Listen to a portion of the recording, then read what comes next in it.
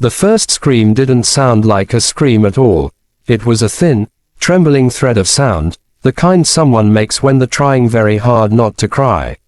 Navy SEAL veteran Mark Dalton stopped mid-stride, one hand tightening on the leash of his K9 partner, Shadow. The German Shepherd froze beside him, ears snapping forward like radar dishes. They both heard it, and they both knew what that sound meant. Mark had been taking his usual evening walk through the quiet edge of town, hoping the cool air would calm the storm still inside him from years of deployments. But trouble didn't care about the time of day. Trouble found its way everywhere. Another sound followed, the thud of a backpack hitting pavement, and the mocking laughter of teenagers who thought cruelty was a sport. Shadow growled, low and controlled.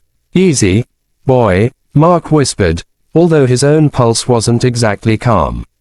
"We're checking it out." He moved quickly but silently, following the noise into the alley behind the old hardware store. The sun had already dipped low, staining everything with orange light and stretching shadows into long fingers. At the far end of the alley stood 6 kids, 4 boys and 2 girls, surrounding someone small, someone shrinking back against the brick wall. A girl, maybe 14, new, judging by the unfamiliar face and the way uncertainty clung to her shoulders. One of the boys shoved her, not hard enough to injure, but hard enough to rattle her spirit. "You think you can walk into our school acting all high and mighty?" He sneered. I didn't," she stammered. "I just asked where the office was." "Yeah, well, you talk to Ethan," the girl with the ponytail snapped. "You stay away from him, new girl. I don't even know who." The second shove was harder, jostling her sideways. Mark stepped forward, but he didn't shout. Not yet. Years of training taught him to assess before acting. Confronting a group of scared, angry teens required control, not intimidation. Shadow stayed pressed to Mark's leg, waiting for a cue, muscles coiled but disciplined. The girl's breath hitched, and her backpack straps slipped off her shoulders, spilling books onto the ground. A boy snatched one, waving it just out of her reach as the others laughed. Something old and familiar twisted in Mark's gut. He had seen violence in every corner of the world. But somehow, watching a child try not to cry hurt more than any battlefield memory. Shadow let out another soft growl. "All right," Mark murmured. "Let's end this." He stepped into the alley, voice calm but carrying the kind of authority that made people turn before they even knew why. "That's enough." 6 heads whipped around. Shadow stood tall, alert, and unmistakably protective, but Mark's posture was even more commanding, unmoving, steady, and absolutely unafraid. "Who are you?" one of the boys asked, puffing out his chest. But the bravado faded as soon as Shadow took a single step forward. "Someone who knows when a line's been crossed," Mark said. "And you crossed it the second you decided this girl was easy to pick on." No one spoke. The quiet stretched until the kids shifted uneasily, glancing at one another. Most bullies weren't brave. They were scared of seeming small in front of their friends. Right now, they were all starting to feel very small. The girl pressed against the wall, eyes shiny with fear and relief. Mark softened his tone, not toward the bullies, but toward her. "You okay?" She nodded quickly, though her trembling gave her away. The boy holding her book dropped it. "Let's just go," he muttered, suddenly eager to retreat. They scattered in uncomfortable silence, the bravado dissolving into the dusk. When they were gone, Mark crouched and gathered her fallen books. "They hurt you?" he asked. "No," she whispered. "Just scared me." "That's enough to matter." He handed her the stack gently. "What's your name?" "Amy." "I'm Mark. And this is Shadow." The dog eased forward, tail wagging slowly, nose brushing her hand. A thin, grateful smile flickered over her face. "He's beautiful. He thinks so too," Mark said, and Amy let out a tiny laugh, the kind that sounds like a spark in wet wood, trying hard to start a fire. She hugged her backpack against her chest. "I just moved here last week. I didn't think people were like that." "Sometimes they are," Mark said honestly. Usually because the dealing with their own mess doesn't make it okay. He walked her out of the alley and toward the main street where people passed by, unaware of the little storm that had almost taken place only minutes earlier. "Where are your parents?" he asked as they walked. "My mom's at work. She's a nurse. She works late sometimes. I was just trying to figure out which bus to take home." She swallowed hard. I didn't want her to worry. Mark understood that. Kids always tried to shield their parents. "You don't have to hide things like this," he said gently. "It's not your fault something happened. But she's already stressed. And we just moved. I don't want to make things worse." "You're not," Mark said firmly. "You're allowed to ask for help." Amy shifted, staring at the ground. "You sound like you know what that's like." "I do." His fingers brushed the dog's harness. "Shadow's not just my partner. He's what helped me when I came back from deployments. There's no shame in needing support." They reached a bus stop bench. Mark sat with her while the evening settled into calmer shades of blue. "Do they do this often?" he asked. "It started yesterday," she admitted. "I tried ignoring them, but it got worse. Today they said I was annoying Ethan, whoever that is. I only asked him for directions." She trailed off, embarrassed and confused. "Middle school logic is just chaos with sneakers on," Mark said. "Don't try to understand it." She gave another tiny laugh, this time brighter. Shadow rested his head on her knee, and Amy stroked his ears without hesitation. Connection came easy with dogs.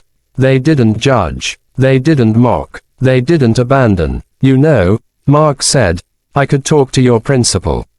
Or walk you to school until things calm down. Shadow wouldn't mind." Amy looked startled. "You'd do that? For someone you don't even know?" "I know enough," he said. "I know you didn't deserve what happened today. I know you're brave because you didn't break down in front of them. And I know you shouldn't have to handle this alone." The bus rumbled toward them, headlights cutting through the shadows. Amy hesitated. "Would you, maybe, come tomorrow? Just the first day back." "I will," he promised. "And we'll make sure they understand that bullying isn't something they can hide behind." Just before she boarded, she reached out and hugged Shadow. Then she looked up at Mark. "Thank you. Really, anytime," he said. After she left, Mark stood quietly in the cool evening air. Shadow nudged his hand, sensing the heaviness of the moment. "Yeah," Mark murmured. "I know. Feels good to help someone again." The next morning, he and Shadow waited at the school gate. Amy approached slowly, wearing the same nervous expression as the day before, but when she saw them, relief washed over her like sunlight breaking through clouds. Some kids glanced their way, whispering about the large military dog and the man standing like a sentinel beside him.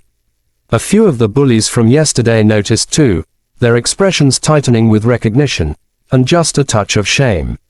Mark kept things calm, simply walking Amy to the doors, making it clear she wasn't alone. He didn't confront the bullies directly. He didn't need to. His presence, and Shadow's quiet strength, said enough.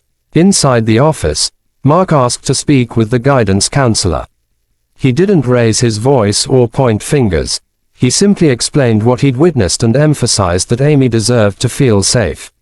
The staff listened. They took notes. They promised to act. When Amy walked back out to join him, she smiled shyly. "They said they'll talk to the ones who bothered me." "Good," Mark said. "It'll get better, Amy. Might take time, but it will." For the next week, he and Shadow waited at the gates every morning. Slowly, the tension around Amy faded. The bullies kept the distance, no longer fueled by the thrill of an easy target. Without the group power, their cruelty thinned into awkward glances and muttered apologies. One afternoon, Amy ran up to Mark with excitement lighting her face. "I made a friend today." "That's great," he said warmly. "She likes dogs," Amy added, scratching Shadow's neck. "She asked about him, and then we talked about books and music, and she said she'll sit with me at lunch tomorrow." Shadow wagged his tail approvingly. Mark felt something inside his chest ease. This This was what healing looked like. Not dramatic rescues or confrontations, but small, steady moments of rebuilding.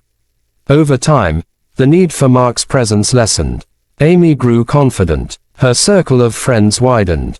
The bullies found new paths. Some even softened, humbled by the experience. Months later, Amy spotted Mark and Shadow at the same park near the alley where they first met. She ran over, older in spirit and brighter in confidence. "I joined the art club," she announced proudly, "and I'm doing a project about courage." Mark raised a brow. "Courage? Sounds important." "It is," she said, looking at him with sincerity far beyond her age. "And guess who inspired it?" Shadow barked once, as if volunteering himself. Amy laughed. "Both of you." Mark smiled, a genuine, quiet smile that reached all the way to his eyes. "You did the hard part, Amy," he said. "I just showed up." Her expression grew thoughtful. Sometimes that's all someone needs. She hugged Shadow again, then waved goodbye as she ran back to her mom. Mark watched her go, proud in a way he hadn't felt in years. Healing didn't always come from grand missions or heroic acts. Sometimes it came from being the person who stepped into a dark alley when no one else did. From showing up, from reminding someone small that they mattered more than their fear. Shadow leaned against his leg, sensing his reflection. "Come on, boy," Mark said softly. "Let's head home." As they walked into the golden light of evening, Mark felt something inside him settle, something steady, hopeful, and alive. Sometimes heroes didn't come in uniforms. Sometimes they just came when they were needed.